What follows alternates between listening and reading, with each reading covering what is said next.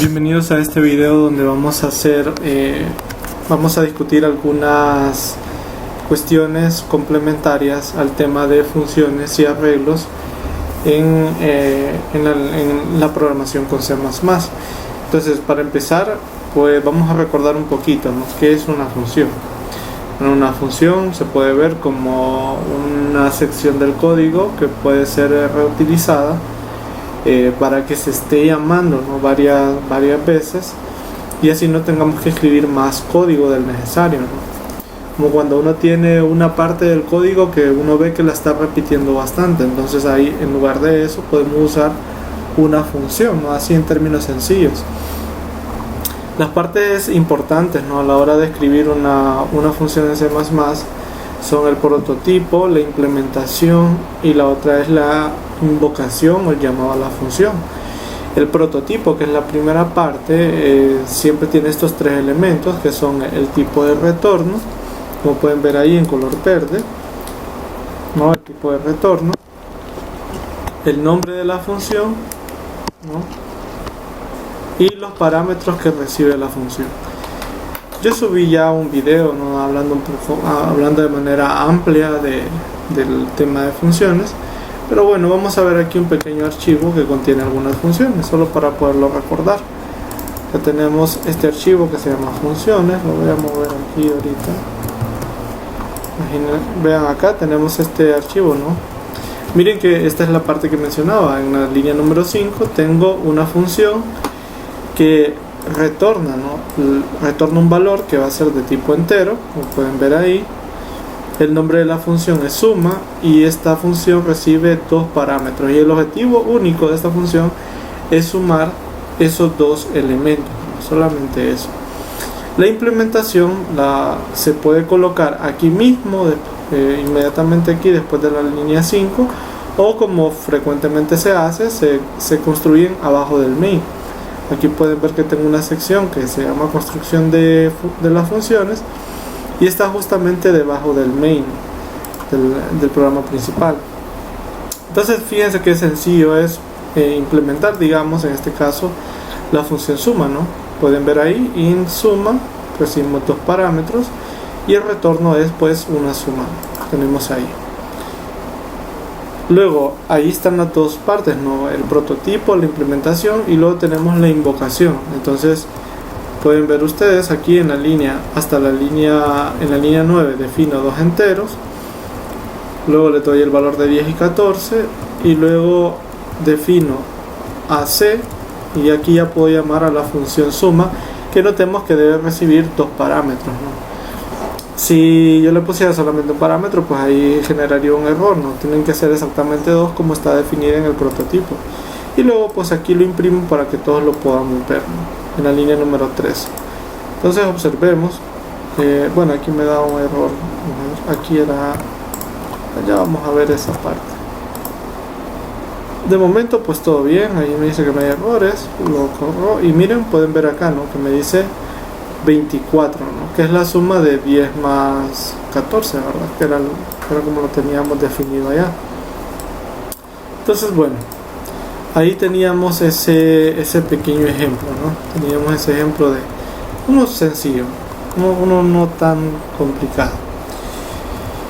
Vamos a ver otro aspecto que también es importante mencionar, es la parte de el llamado o el paso por referencia, ¿no? Recordemos que aquí, esto también lo expliqué en el otro video, cuando uno pasa dos parámetros o pasa un conjunto de parámetros a través de una función, en realidad se hace una copia del valor del parámetro. No es que el parámetro nosotros lo podemos modificar dentro de la función, ¿verdad? Esto no es así, pero existe una manera para poder, ¿no?, poder configurar en los parámetros de la función para que uno tenga el permiso de modificar la variable que está pasando a través de los parámetros, y eso es con el operador ampersand. Si yo, por ejemplo, aquí colocara el operador ampersand, como pueden ver aquí, en vez de colocar solamente in, coloco in ampersand, entonces este paso se convierte en un paso por referencia, y lo que yo le haga a la variable b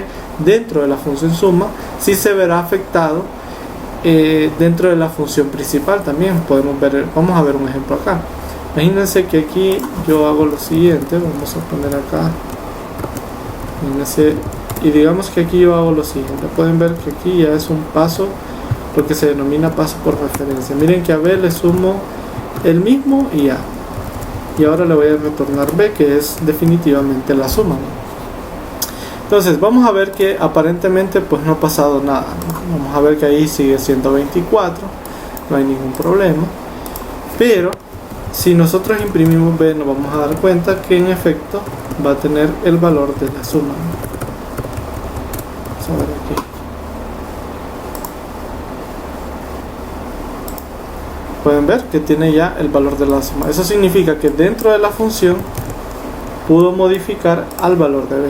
Si yo imprimiera A, pues vamos a ver aquí también, pues seguiría teniendo su valor, incluso si yo lo intentara modificar dentro de la función. A tiene el valor de 10, ¿no? Pues no hay ninguna sorpresa ahí. Pero si yo intentara modificar A dentro de esta función, pues nos daríamos cuenta que no pasaría nada. Por ejemplo, aquí le estoy dando a A el valor de B, y pues vamos a notar que A no va a ser 24 en la función principal, ¿no? Va a seguir siendo 10, ahí se puede ver, ¿no? Entonces esa es la diferencia, ¿no? Se pueden hacer pasos por valor o pasos por referencia, por copia, perdón, o por referencia. Cuando uno coloca un ampersand es un paso por referencia, ¿no? Y en ese caso tenemos el permiso de modificar al parámetro que se está enviando por la función, a través del llamado de la función. Muy bien, otro ejemplo interesante tenemos aquí el de primos, que es una función que determina si un número n es primo. Pues es un algoritmo que ya más o menos lo hemos estado viendo, ¿no? Aquí podemos ver el algoritmo, solamente que ahora está dentro de la función.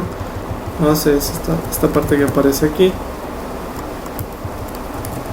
Y pues ahí, pues este es el algoritmo, ¿verdad? Este ya lo habíamos discutido en algún momento. Y pues simplemente determina si devuelve verdadero si el número en el parámetro es primo, y devuelve falso si no lo es. Y entonces aquí podemos ver un ejemplo, ¿no? Aquí yo defino un número entero n, lo leo y luego determino si es o no es primo. Notemos que dentro del paréntesis del if yo coloco primo de n, o sea, mando a llamar a la función primo. La función primo devuelve verdadero o falso. Entonces está muy bien, ¿verdad? La forma en la que yo la estoy llamando, porque dentro de ese if se va a evaluar el retorno de la función primo, ¿no? Si es verdadera o si es falsa, ¿no? Entonces vamos a hacer una prueba aquí. Por ejemplo, si yo le pongo 97 que es primo, ahí me va a decir no, 97 es primo. Y otro caso especial es cuando el retorno no tiene retorno en la función. En ese caso se usa el término void, ¿verdad? Entonces en este caso pues la función imprimir es bastante sencilla. Lo único que hace es imprimir el valor de n, ¿verdad? Eso es lo único que hace. Y pues no tiene valor de retorno porque solamente está escribiendo un número que se le está pasando a través del parámetro, no lo está retornando, ¿verdad? Y aquí podemos ver su llamado al final, ¿verdad? Que se está imprimiendo el valor de n. Bueno, este era como un pequeño resumen del tema de funciones. Entonces ahora vamos a ver, vamos a recordar un poquito de la parte de arreglos, ¿verdad? Aquí pueden ver un programa sencillo donde tenemos un arreglo. Recordemos que un arreglo, vamos a verlo aquí, es una estructura con un orden secuencial específico, ¿no? Como de una lista, tiene la estructura como de una lista, donde los elementos, uno puede acceder a los elementos de esta lista a través de los índices, ¿no? Aquí tenemos índice 0, 1, 2, 3 hasta n-1. Muy importante recalcar que los índices empiezan en 0, ¿verdad? Eso en C++ es así. Y bueno, llegan aquí hasta n-1, ¿no? Entonces aquí tenemos dos operaciones básicas de los arreglos, que son la lectura y la escritura, ¿no? de arreglos, ¿no? Aquí por ejemplo yo estoy definiendo un arreglo de tamaño 100 y fíjense que yo transito los índices del arreglo utilizando un ciclo for. En este caso el índice viene controlado por la variable i. Nos dice aquí igual a 0, hasta ahí menor que 100. Notemos que no llego hasta 100, ¿no? Porque va desde 0 hasta 99. Y simplemente le asigno el valor de ese índice, ¿verdad? O sea, a sub 0 va a tener el valor de 0, a sub 1 va a tener el valor de 1 y así, ¿no? Finalmente pues los imprimo.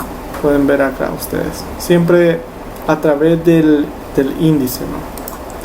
Entonces vamos a ver aquí una corrida aquí.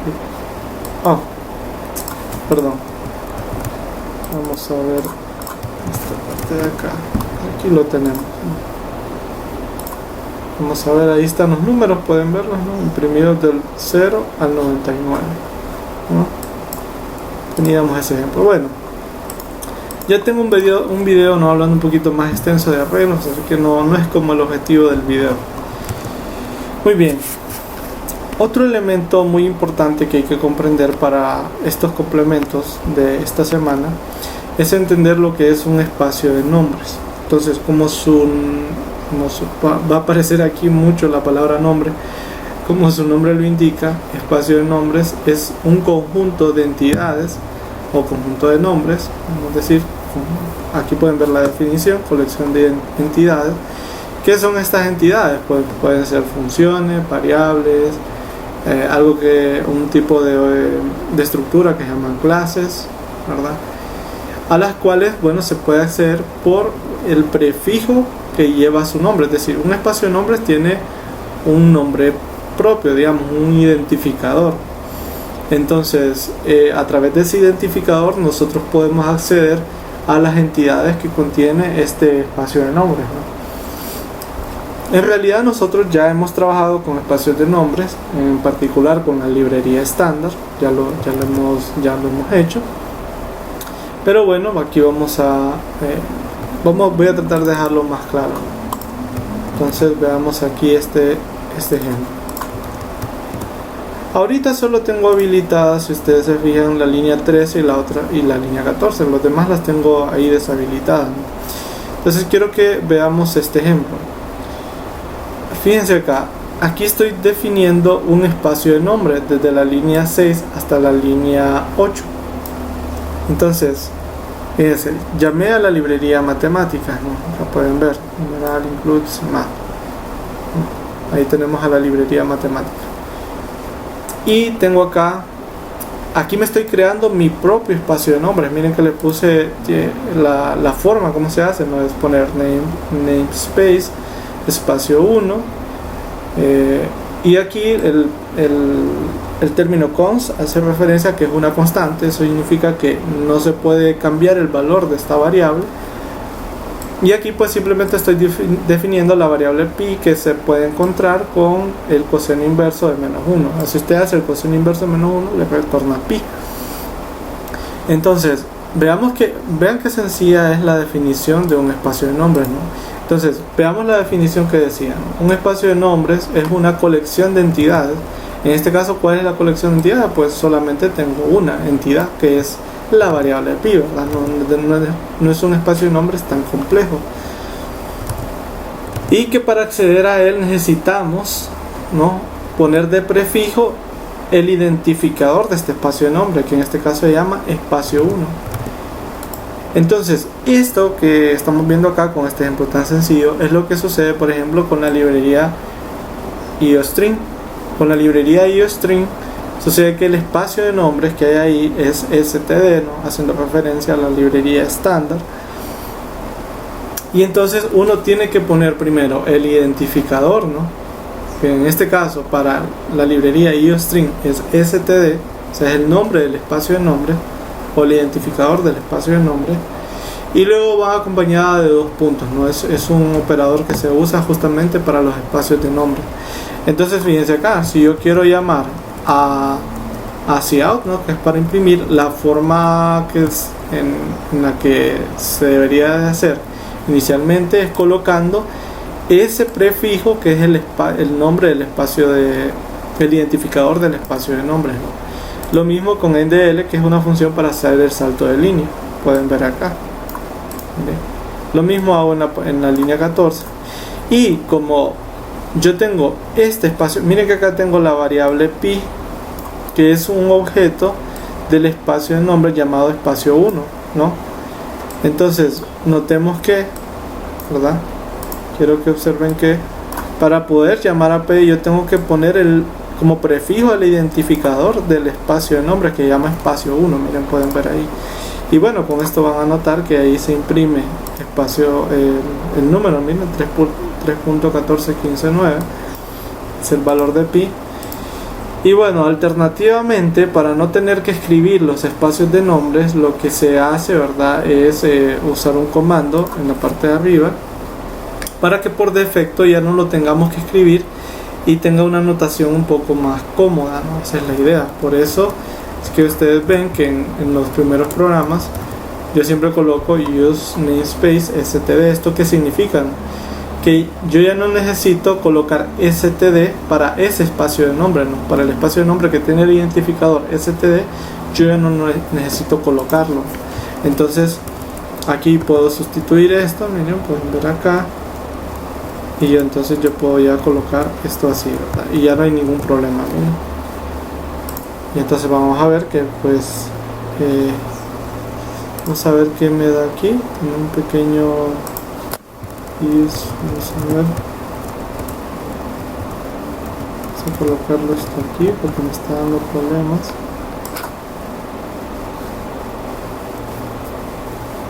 Me dice, vamos a ver,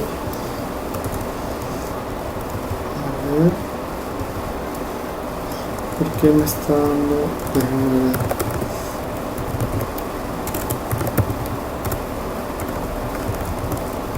Me está dando este conflicto. Vamos a ver qué error me dice. Vamos a ver, voy a revisar este error.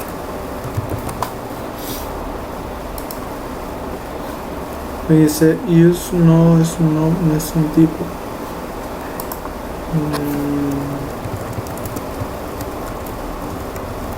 Vamos a ver aquí. Me dice aquí si out. Ok, déjenme ver. Y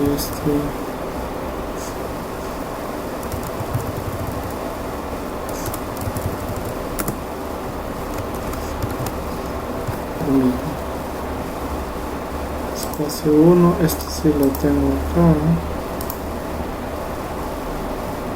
Y pues si tengo esto, ok, vamos a revisar esto. Ok, era un error bien un poco tonto, ¿verdad? Era el comando es using, ¿no? Using namespace std. Bueno, entonces con esto pues ya no necesitamos, como les comentaba, ¿verdad? Ya no necesitamos colocar std. Eso lo vamos a ver aquí. Pueden ver acá, ¿no? Bueno, aquí, es que aquí vamos a ver.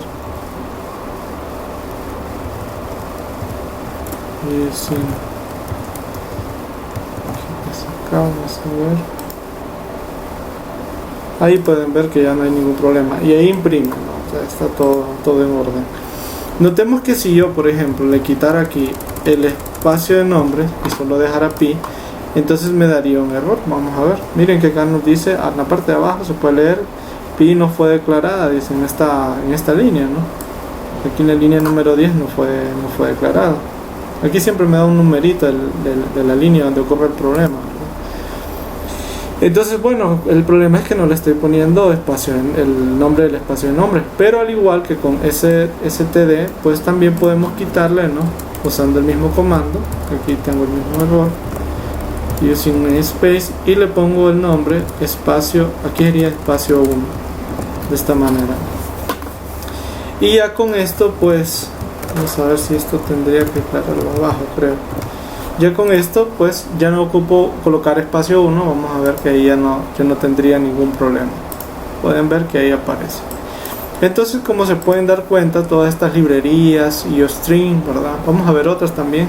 Tienen como identificador de espacio de nombres std, ¿verdad? Entonces ese es el motivo por el cual nosotros colocamos std.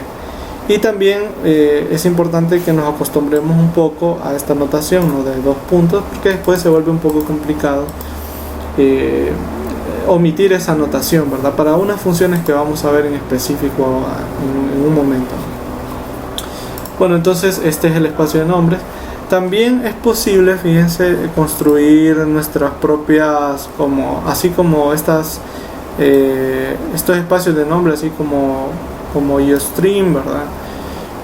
También es posible construir las propias, ¿no? Y esos son un tipo de archivos que se llaman archivos de cabecera. Aquí tenemos un ejemplo. Voy a abrir este para que lo puedan ver. Miren que acá está, este se llama así, ¿no?, archivo de cabecera. ¿Cómo se puede construir un archivo de cabecera desde aquí de CodeBlocks? Pues se van aquí, miren, File, pueden poner New, lo ponen acá donde dice File, y aquí hay unos que dicen C++C++ header, este de acá. Estos son los archivos de cabecera, entonces ahí se pueden construir y ya por defecto les aparecería esto que ven acá. Si lo pueden hacer desde cero también, es decir, abrir un archivo vacío, y bueno, tienen que colocar, eso sí, estos nombres, ¿no?, esto que dice aquí, archivo cabecera, y usar esta notación, ¿verdad? Es necesario usar esta misma notación. Si quieren podemos hacer un ejemplo. Vamos a abrir uno vacío, así. Lo voy a guardar aquí mismo en este proyecto, lo voy a poner archivo, archivo cabecera, así como este lo voy a llamar, lo voy a llamar 1, así de esa manera.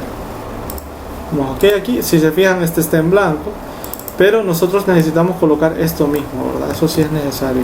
Entonces vamos a ver, por acá lo tengo, lo voy a pegar acá. Y tiene que tener el mismo nombre, entonces aquí debería decir archivo cabecera 1. Este es un comentario, no necesita ponerse, pero bueno. Entonces, bueno, miren, aquí ya tenemos pues nuestro archivo de cabecera y nosotros podemos definir un espacio de nombre. Entonces, fíjense aquí, namespace, le voy a poner aquí espacio, vamos a ponerle así nada más. Y aquí dentro pues podemos definir nuestras entidades, ¿no? Vaya, voy a utilizar la misma entidad que estaba acá en espacio de nombres. Vamos a usar esta misma entidad. Miren que puedo colocar esto, ¿verdad? Esto donde estaba, aquí estaba. Miren, puedo colocar esto. Puedo colocar una función también. Voy a aprovechar que aquí tengo esta función de primo, ¿verdad? Vamos a copiarla nada más y la vamos a guardar en ese espacio de nombres. Entonces esto está en el archivo cabecera 1, este de aquí. Miren, ahí tenemos, vean los objetos que tenemos, ¿verdad? Tenemos la constante pi, tenemos también esta función, se llama función primo. Tenemos dos entidades, ¿no? Tenemos en ese caso. Y bueno, en la función principal, vamos a poner aquí, ¿cómo se llama? Miren, se llama de la siguiente forma, include, y aquí entre comillas, aquí sí, eso se tiene que colocar entre comillas, colocamos archivo cabecera 1, miren, ahí incluso me lo sugería. Todo esto recordemos que tiene que estar dentro de la misma carpeta, ¿no? Este archivo de cabecera, si no, no funciona, ¿no? Bueno, ya con este pues tengo este archivo y yo puedo llamar a las funciones que hay ahí. Por ejemplo, puedo hacer lo siguiente, ¿no? Puedo poner aquí, bueno, dentro del archivo de cabecera hay un espacio de nombres que se llama espacio, ¿verdad? Así se llama justamente. Entonces vamos a ver que yo puedo llamar a ese elemento, ¿no? Entonces fíjense aquí, espacio, miren que ahí ya me lo menciona. Ya, pongo el operador de 2 puntos, 2 puntos, y ya tengo la opción de colocar acá, ¿verdad? Esto, ¿no? La constante pi o primo. Puedo llamar a la función primo, ¿no? Y aquí recibe un parámetro, ¿no? 91 no es primo. Vamos a ver que ahí me va a retornar 0, que significa falso, ¿no? Entonces pueden ver ahí está, ¿no? 0, que significa falso, ¿no? Y luego, fíjense, podemos hacer lo mismo. Si no queremos usar ese espacio de nombres, entonces hacemos lo de siempre, ¿no? namespace espacio, y ya yo puedo prescindir, ¿verdad?, de colocar ese identificador. Vamos a ver, aquí me dice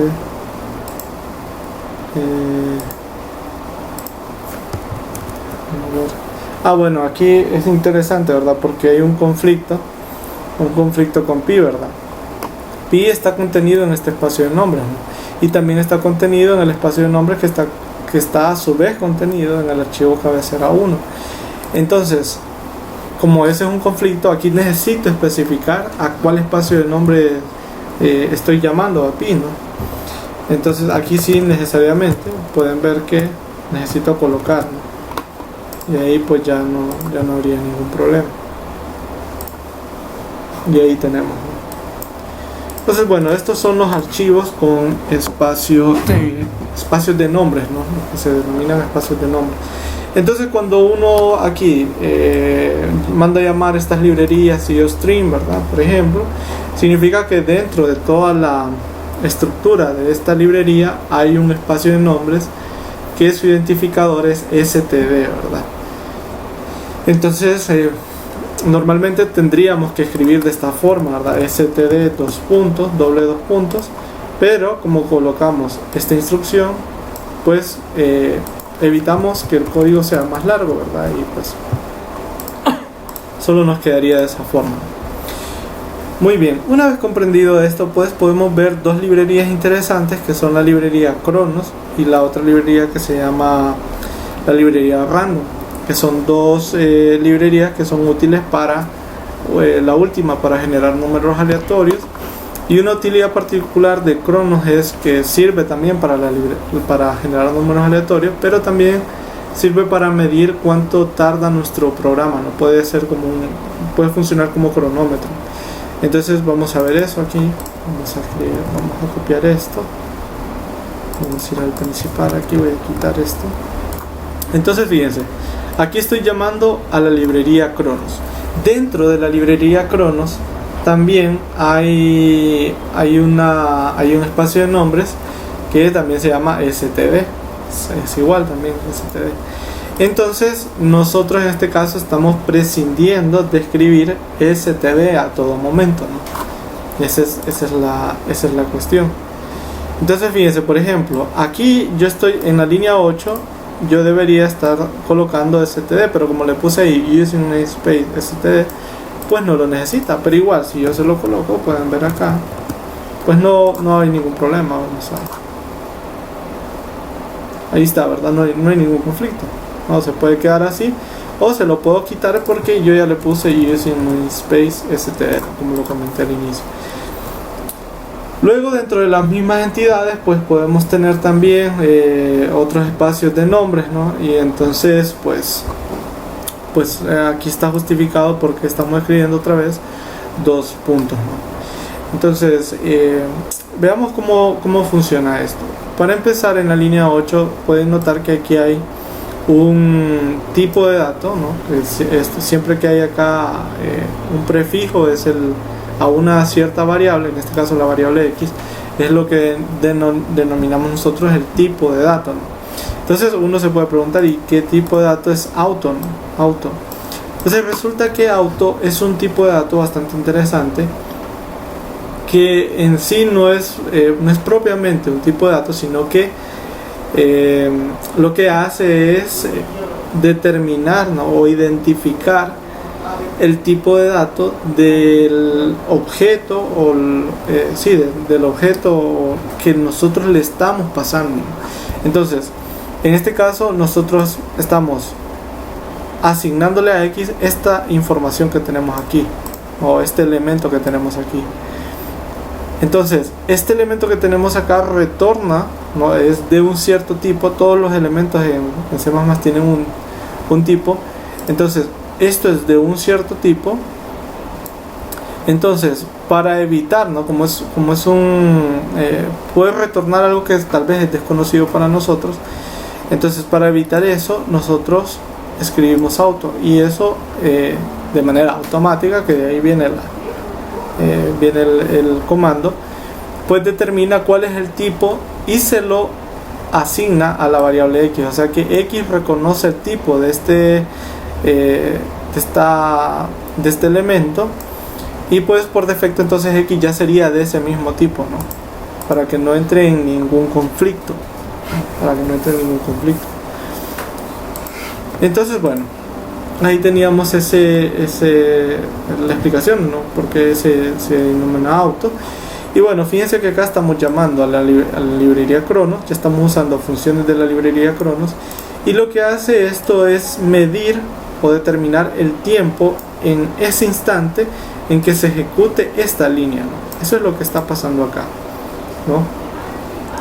Entonces, luego de eso, pues miren que acá estoy haciendo un bucle bastante grande, ¿no? Podemos ver que este tiene ¿cuántos ceros? Tiene 1000 millones, ¿no? O sea, va a entrar 1000 millones de veces una operación sencilla, no solo es una suma, prueba más, estaba acumulando en el valor de prueba sin ningún interés, ¿verdad? Y nosotros vamos a medir cuántas veces se va a tardar este bucle, ¿no? Que corresponde a la línea 9 y la línea 10. Luego, al terminar la línea 9 y la línea 10, en la línea 11 volvemos a medir, o sea, volvemos a llamar otra vez a esta función, pueden ver, de la misma forma como lo hicimos antes, y lo almacenamos en x, y eso va a medir el tiempo en ese instante. Entonces, la diferencia de esos tiempos es lo que me va a determinar a mí cuánto se tardó, ¿no? El tiempo final, que sería este, ¿no? Tiempo final, y este de acá es el tiempo inicial.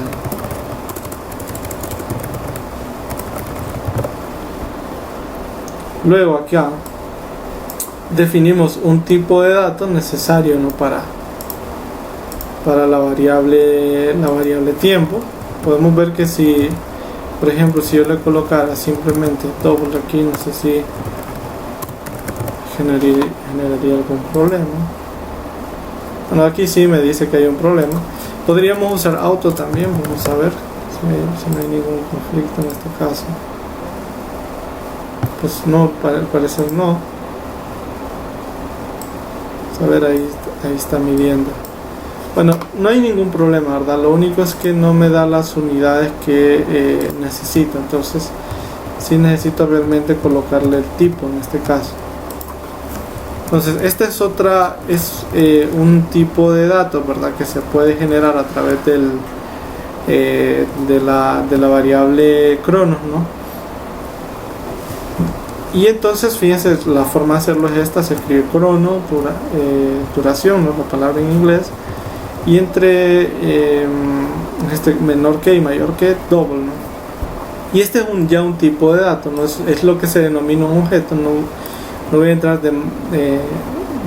demasiado en detalles en esto porque no es el objetivo, pero es como decir que un tipo entero, un tipo double, no solo que es un tanto especial, ¿no? Aquí podemos ver. Y ya con esto, ¿verdad? Luego de haber hecho esto, pues nosotros podemos el tipo de dato que acabamos de definir tiene la propiedad de poder llamar a una función que es como de contar, y es lo que me retornaría cuánto tarda ese ciclo, ¿no? En segundos. Podemos verlo, lo vamos a ver aquí. Aquí miren que es bastante, ¿no? Un ciclo. Podemos ver ahí que es cerca de los 3 segundos, ¿no? Cerca de los 3 segundos es lo que se tardó ese bucle, ¿no? Que tenemos ahí. Y bueno, esa es una de las funcionalidades de la librería Cronos. Vamos a ver cómo se combina la librería Cronos con la librería Random ahora para poder generar números pseudo aleatorios que se denominan. Entonces vamos a ver esa parte. Veamos acá la librería Random. Vamos a ver cómo funciona. De momento tengo habilitadas las líneas 9 hasta la 13, y veamos de qué se trata. En la librería Random uno necesita primero algo que se denomina generador, y que lo podemos ver acá. Esta es la instrucción que necesitamos. Hay varios tipos de generadores, ¿verdad? Ahí ustedes, si se meten a la librería, van a encontrar que hay otras formas de generar, de tener un generador. Entonces Esa es una primera parte. Luego, al igual que antes, pueden ver aquí que nosotros estamos definiendo un tipo de dato que podemos encontrar dentro de random, que es lo que vemos acá. Noten que estoy usando aquí, estoy colocando using namespace std, si no tendría que colocar std, ¿verdad? En todas estas partecitas de acá tendría que colocar std. Aquí podemos ver este tipo de datos, que es un tipo de distribución, ¿no? Que es la distribución uniforme. Estos ya son aspectos un poco más de estadística, ¿verdad? Pero bueno, en palabras simples es una forma de generar números de forma, bueno, uniforme, ¿no? Y en este caso ese valor esa distribución se va a guardar en esta variable, digámoslo así, que en realidad vendría a ser como un objeto. Y estos dos parámetros lo que me determinan es desde qué punto hasta qué punto vamos a generar números, y en este caso enteros, porque acá estamos colocando el valor entero, ¿no? Int. Entonces aquí vamos a estar generando números del 1 a 6, como para emular el tiro de un dado, ¿verdad? Luego aquí pues esto está en inglés, ¿verdad? Esto lo tomé de un lugar, pero bueno, de una página, ¿no? Un ejemplo de una página. Y vean que aquí en este caso tengo que llamar a distribución, ¿no? Que es este objeto o variable, digámosle variable, ¿verdad? Que está acá. Y entre paréntesis tengo que colocar el generador, ¿verdad? El generador, ¿no? Entonces ya con esto pues puedo imprimir ese dado y vamos a ver que va a ser un valor entre 1 y 6 el que me va a retornar. Vamos a verlo acá. Ahí pueden ver que me da 1, ¿verdad? Si yo lo vuelvo a ejecutar, vuelve a dar 1 también. Y entonces da la apariencia como que no está generando realmente números entre 1 y 6.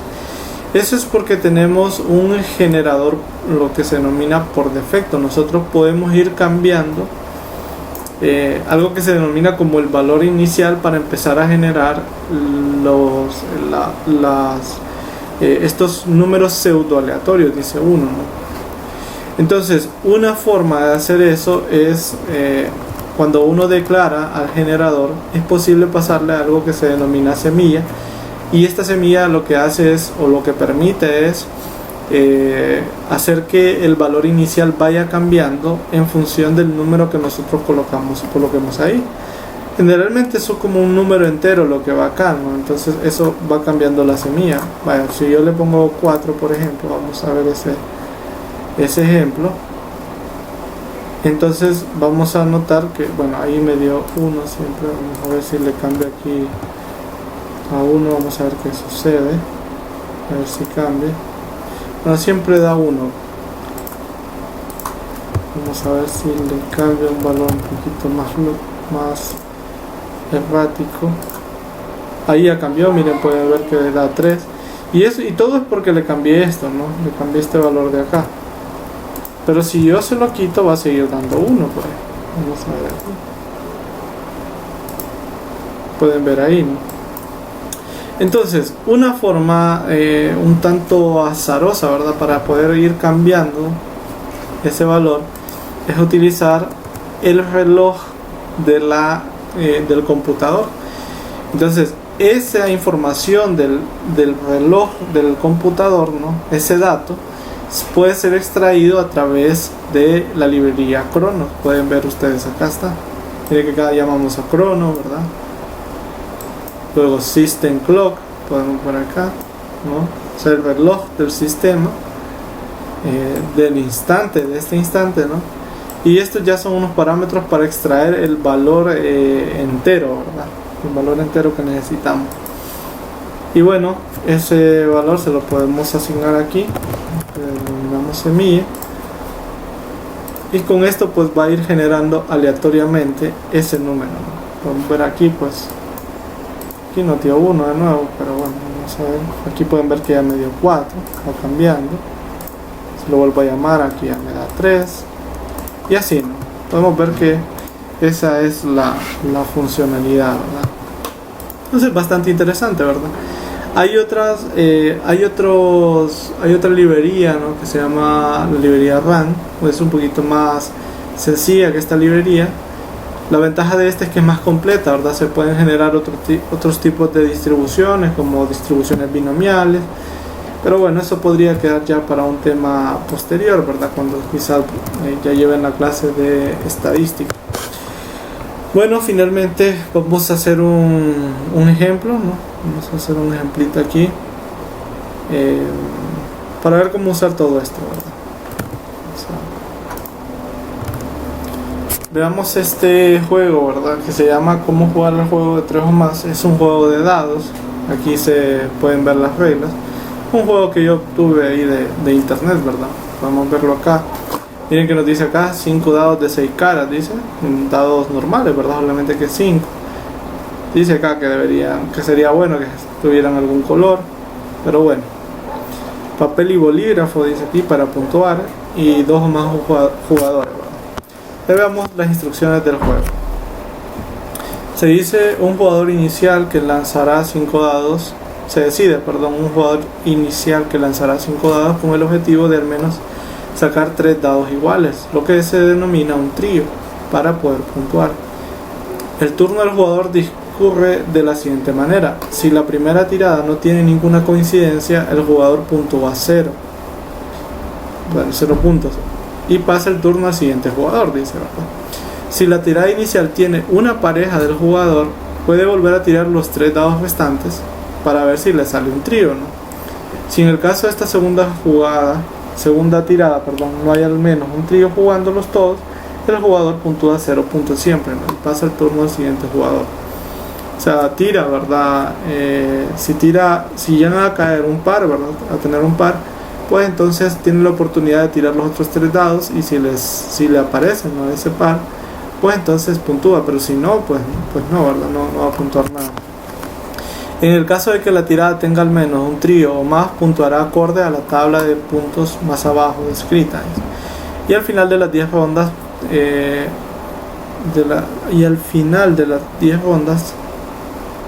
tenga mayor puntuación será el que tenga la mayor puntuación, no va a ser el ganador de este sencillo pero divertido juego. Bueno, aquí tenemos las formas de puntuar. Pueden ver, 3 dados iguales son 3 puntos, 4 dados iguales son 6 puntos y 5 dados iguales son 12 puntos. Entonces, ¿cuál es el objetivo de todo esto que estoy mencionando? Pues es hacer una simulación del juego, ya que nosotros aprendimos a generar números aleatorios, ¿verdad? Esa es la idea.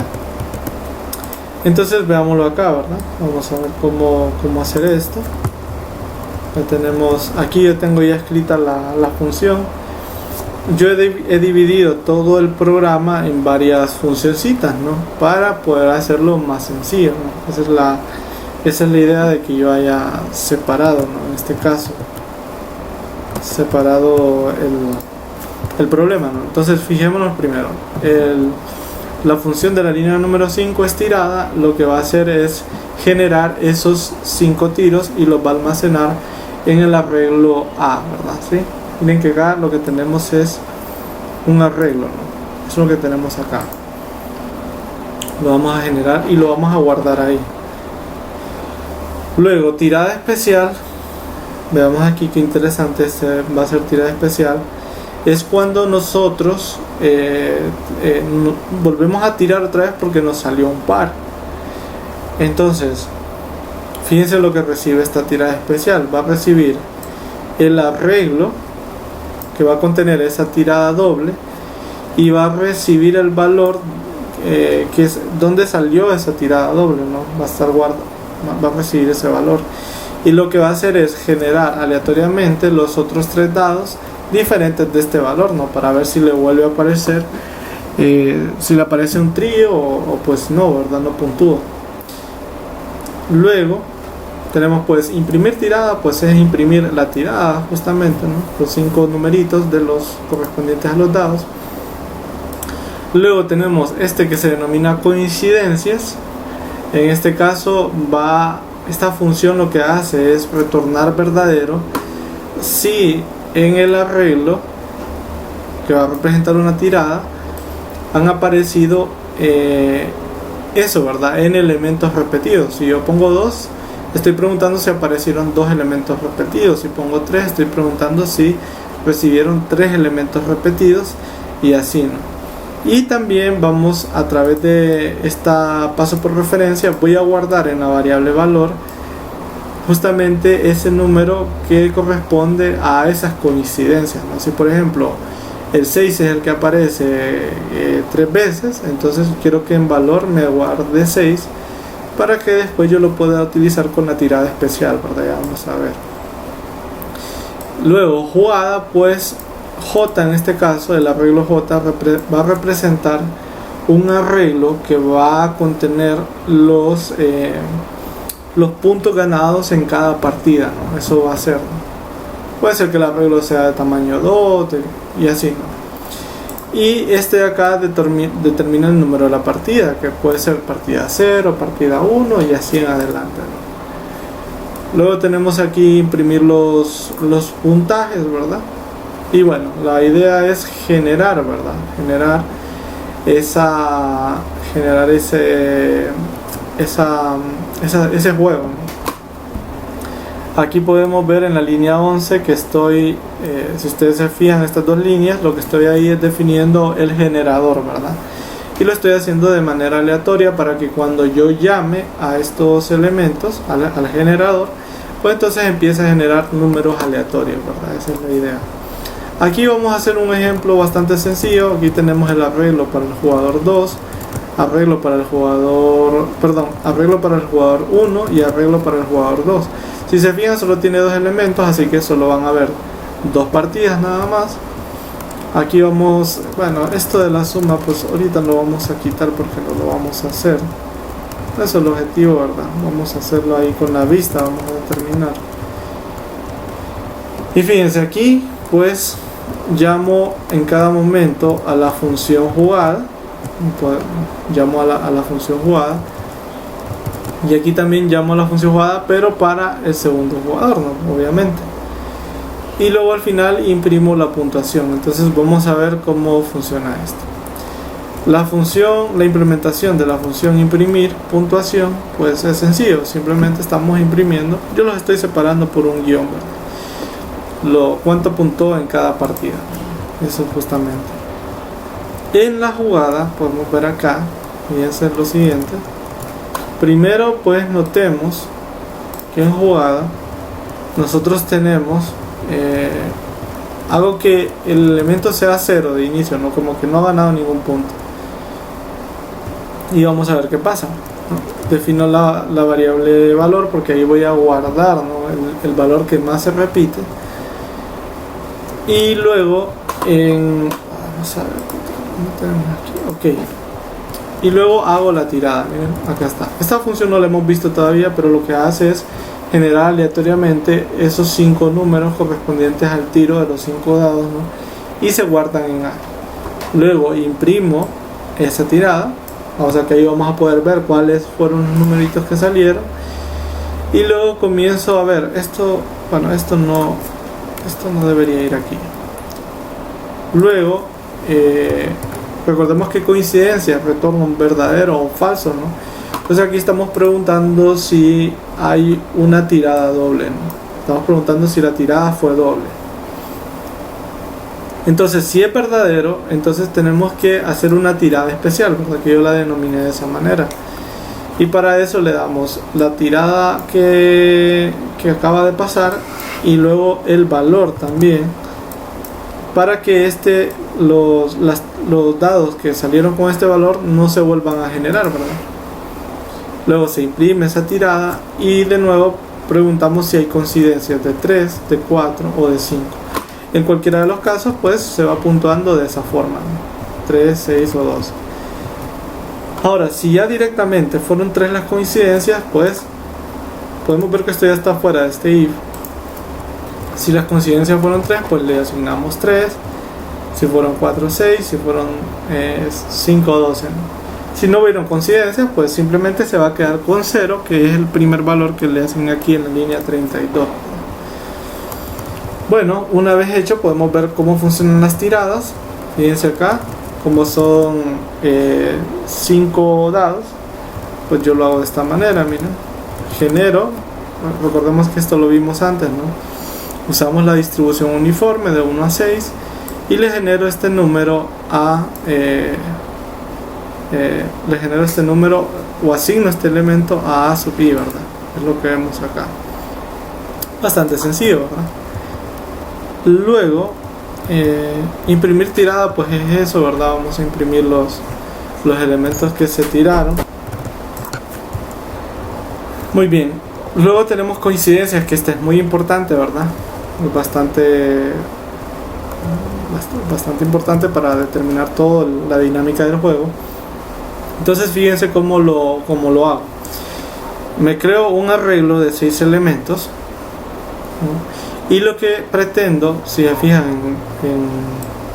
de la línea 67 a la 68, utilizo la siguiente estrategia. Fíjense, ¿qué va a significar repeticiones de i0?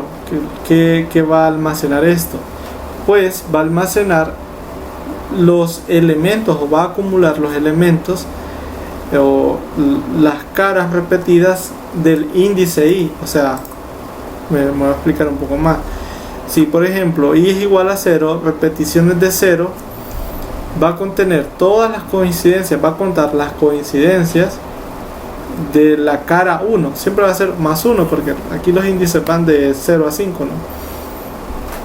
Si por ejemplo el índice es 5, entonces va a contar las caras hasta 6, ¿no? Esa es la idea. Entonces fíjense, eso es justamente lo que evaluamos y hacemos en este caso con la ayuda de la tirada, ¿no? Que en este caso está guardada en el arreglo A. Entonces fijémonos aquí, repeticiones a sub i menos 1, pueden ver ustedes ahí. Entonces a sub i es el número del dado, ¿no? De la cara, y nosotros le restamos 1 para que coincida con ese índice, ¿no? Y en ese índice es que nosotros vamos a acumular, ¿no? Entonces con esto obtenemos eso, ¿no? Que las repeticiones de i me cuenten cuántas veces apareció la cara i más 1, ¿no? Esa sería la idea. Luego vamos a determinar cuál es el máximo de eso, porque entonces ahí vamos a saber si tenemos un trío, un doble, etc. Entonces vamos a determinar cuál es el máximo de esos elementos en repeticiones.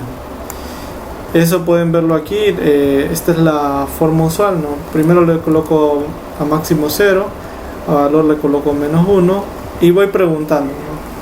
Si máximo es menor que repeticiones de i, ¿no? Entonces el máximo está justamente en esas repeticiones, ¿no? Ese valor de las repeticiones. Y a valor le asigno i más 1, ¿no? Para indicar la correspondiente cara que tiene ese valor. Ahí estoy como actualizando, ¿no? Y aquí, como estoy preguntando si es igual a n, entonces esto puede ser verdadero o falso, ¿no? Si máximo es igual a n, pues retornamos verdadero, si no, retornamos falso, ¿no? Y bueno, la tirada especial es cuando nosotros tenemos, ¿no? que hacer el tiro de los restantes 3 dados, ¿no? Entonces, una manera sencilla de hacer esto, bueno, esto de aquí, vamos a ver, esto no lo ocupamos, esta parte de acá no lo ocupamos. Pues hacemos lo de siempre, pueden ver acá, usamos a la distribución uniforme en este caso. Y pues aquí vamos generando, ¿verdad? Vamos a ir generando estos valores, ¿no?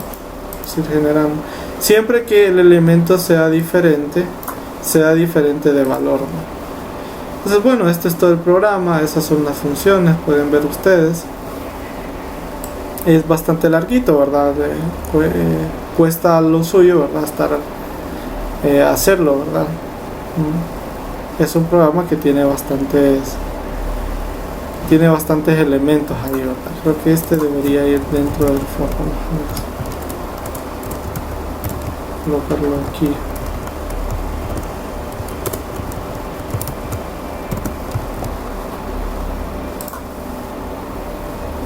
Bueno, ahí pueden ver que no hay ningún error y vamos a hacer un ejemplo. Entonces veamos este ejemplo, ¿verdad? Este ejemplo que tenemos aquí. ¿verdad? Y bueno, es un ejemplo donde nadie acumuló puntos. Veamos aquí está la tirada del primer jugador, ¿verdad? Miren cuáles fueron sus números. Fueron 5, 1, 1, 3, 3. Claro, tuvo un doble. Bueno, tuvo dos dobles. 1, 1, 3, 3. Aquí no se hizo diferenciación en eso, ¿verdad?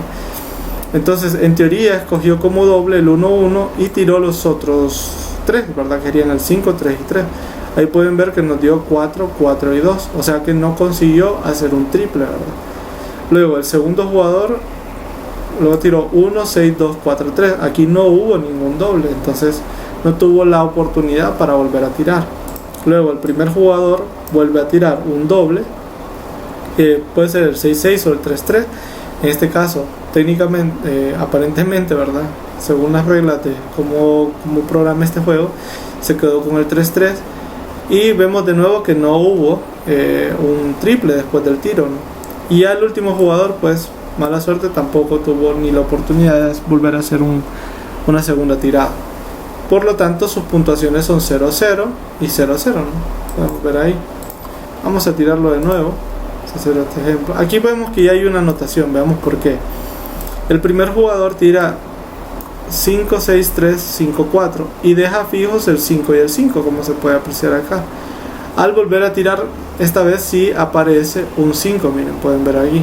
Por eso en este caso tiene un trío que vale 3, es lo que vemos ahí, ¿no? En este segundo ejemplo tenemos el segundo jugador tira este doble 2, se vuelven a generar los otros elementos y no consigue, no consigue. El primer jugador vuelve a sacar un doble otra vez, se tira y no consigue tampoco. Y bueno, en este caso ganaría el jugador 1, ¿no? Vamos a volver a tirarlo de nuevo. Miren que aquí ya el jugador 2 sí puntó en la primera ronda directamente, no consiguió este triple 6 y ya tiene 3 ahí, ¿verdad? Y el jugador 1 ganó de nuevo. Vamos a generar otra vez. Aquí hubo un empate, miren, pueden ver. Vamos a generarlo nuevamente. Aquí pues el jugador 1 volvió a ganar. Aquí gana el segundo jugador, justamente por esta tirada. Miren que fueron 4 seguidas, ¿verdad? 4 coincidencias. Vamos a ver otra tirada. Aquí el jugador 2 ganó por bastante diferencia, ¿verdad? Y así, ¿no? Vemos que se va como generando, no aleatoriamente, el juego, ¿verdad? Una simulación de un juego.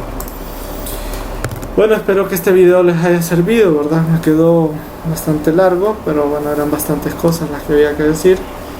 Y nos veremos en un próximo video.